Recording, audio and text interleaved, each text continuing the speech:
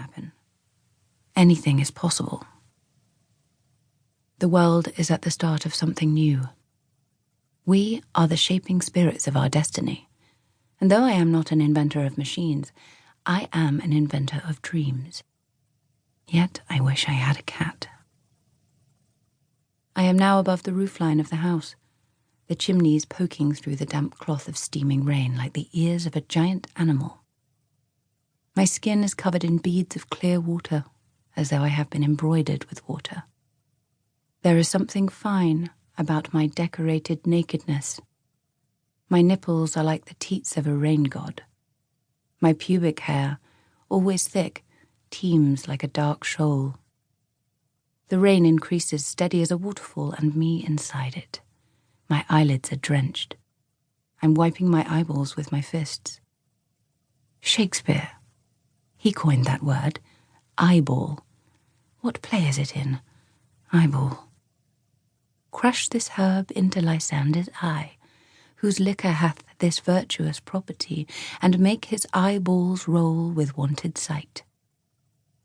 Then I see it. I think I see it. What do I seem to see? A figure, gigantic, ragged, moving swiftly on the rocks above me, climbing away from me, his back turned to me, his movements sure and at the same time hesitant, like a young dog whose paws are too big for him. I thought to call out, but I confess I was afraid. And then the vision was gone. Surely, I thought, if it is some traveller who has lost his way, he will find our villa. But he was climbing away, as though he had found the villa already and passed on. Troubled that I had indeed seen a figure, equally troubled that I had imagined him, I made my return to the house.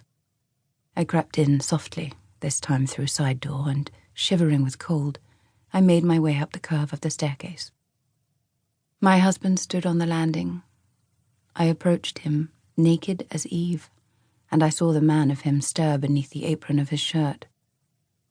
I was out walking, I said. Naked, he said. Yes, I said. He put out his hand and touched my face. What is your substance? Whereof are you made, that millions of strange shadows on you tend? We were all around the fire that night.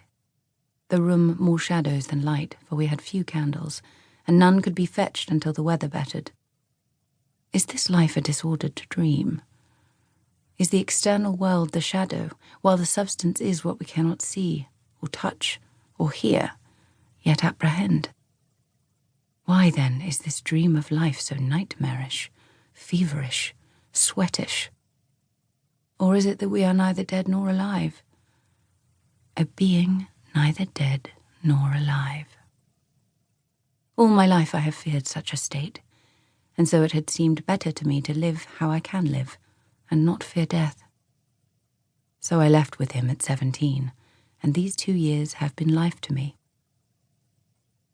In the summer of 1816, the poets Shelley and Byron, Byron's physician Polidori, Mary Shelley and her stepsister Claire Clairmont, by then Byron's mistress, rented 2 properties on Lake Geneva in Switzerland.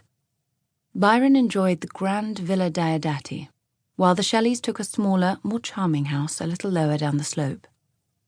Such was the notoriety of the households that an hotel on the farther shore of the lake set up a telescope for their guests to watch the antics of the supposed Satanists and sexualists who held their women in common.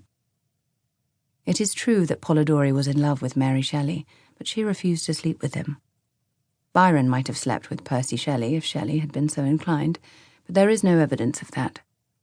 Claire Clairmont would have slept with anyone. On this occasion she slept only with Byron. The households spent all their time together, and then it started to rain. My husband adores Byron. Each day they take a boat out on the lake to talk about poetry and liberty, whilst I avoid Claire, who can talk about nothing. I must avoid Polidori, who is a lovesick dog. But then the rain came, and these downpouring days allow for no lake work. At least the weather allows no staring at us from the farther shore either. In town, I heard the rumour that a guest had spied 6 petticoats spread out to dry on Byron's terrace.